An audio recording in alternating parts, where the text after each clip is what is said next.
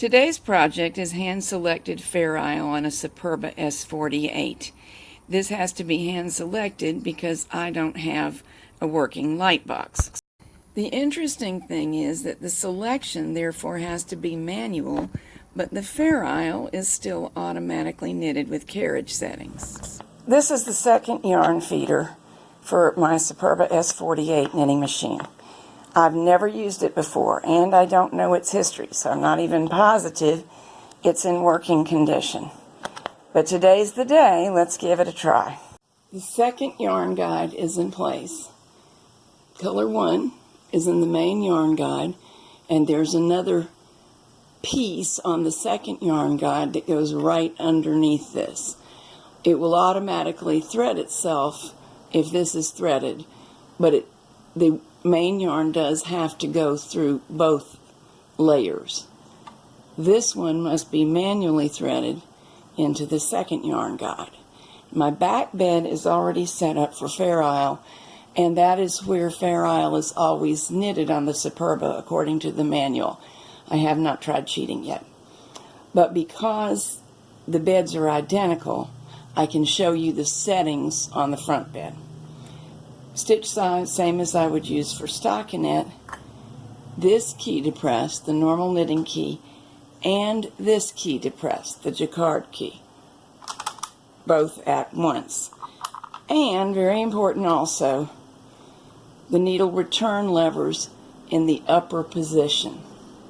Now I'm going to cancel all this on the front because I really don't want it thinking about knitting it all while we do this.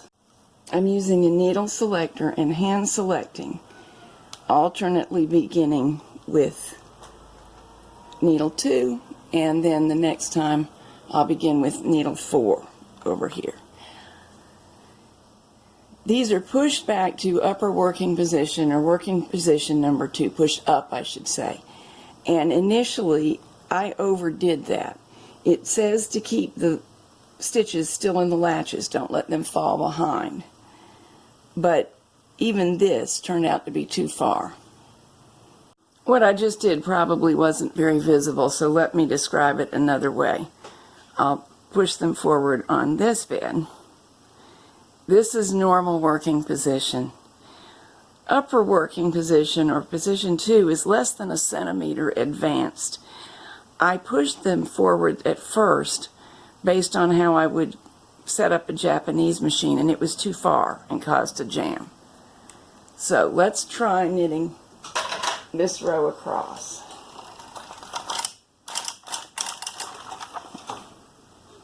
And voila! Stitch number 2, 6, and so on, knitted in the lighter color. Now beginning with stitch 4, I'm selecting and pushing forward to working position number 2 and knitting across. These are the needle lifters, and they normally stay in this position, but if you get a jam and have to remove everything, you're instructed to move them to that position, which I assume frees the needles that are caught on them. I can't get my eye stalks to swivel down there and be sure. This is the locked into place position. Pushing together should release it and let us try to take off the second yarn feeder. I did take it off, and now with it still threaded, I'm going to try to get it back on to show you how it's done. You do lower the beds, of course, as I have done. And these that I'm pushing on with my thumbs, they push towards the center. This locks them, this releases them. These 2 tabs, here and here, are supposed to slide in here and here. Initially, I thought that I understood from the diagram that this little wire ear was supposed to slide up behind the handle. That is not true, because the yarn feeder won't fit into position properly if you do it. That was just me misunderstanding. I've unthreaded it thinking that the yarn pressure may have been in the way. So let's get positioned and try again. Here's a look at the little slot we're aiming for here, and let me move this a little bit. Here. That's where those tabs are supposed to slide in. Okay. Push in, position. I know mine likes to get off center, and obviously that won't work. This is supposed to be a symmetrical item. Push way up to the top.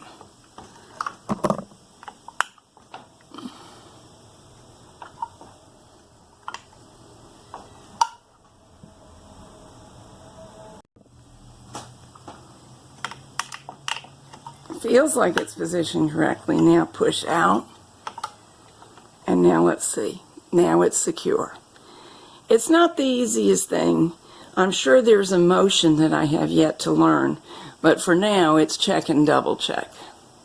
Let's thread this. Dropping color 2 between the beds and sliding it into the feeder. It's got to go all the way through there, not just this slot. There's something down below. And I'll secure it. Now close the beds back up. Here you're looking at the back bed, which is set with the jacquard key, the main knitting key, and the return levers up. Up just a little way. I think that was too far. That seems to be my tendency.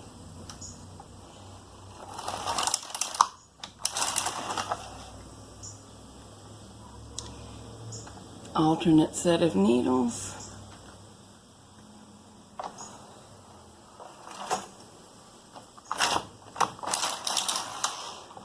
Well, it's not the fastest Fairisle in the world. It's quite easy. I've noticed something else. With the second yarn guide on, it's easy for the carriage to get raised off the bed a little bit. And that's not good at all.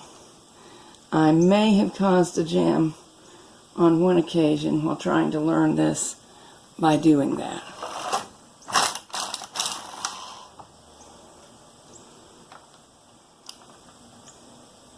I think I made it too tall again. My fingers are learning how high is high enough.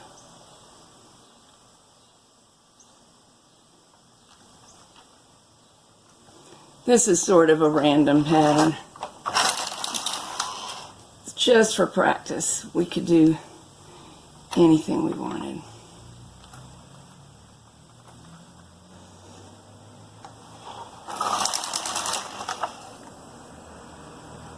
The manual says that as soon as you're done with Fairisle knitting, this should always come off. Oops, I'm pushing the wrong way. Inward. And I can see why. It doesn't knit as smoothly with the second yarn guide on. So as soon as we don't need it, why risk anything?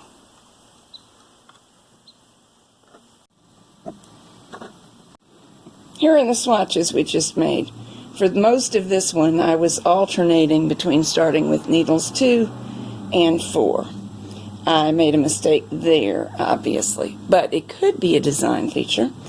Then I was more random, but in all cases, I was using the 5x1 selector. So even with not very much variety as selectors, you can get some variety of pattern. I most likely would not do a whole sweater with Fairisle like this when I have punch card machines that would do it faster, but I certainly would do an accent piece. You know, like something near the hem or the yoke or a cardigan band.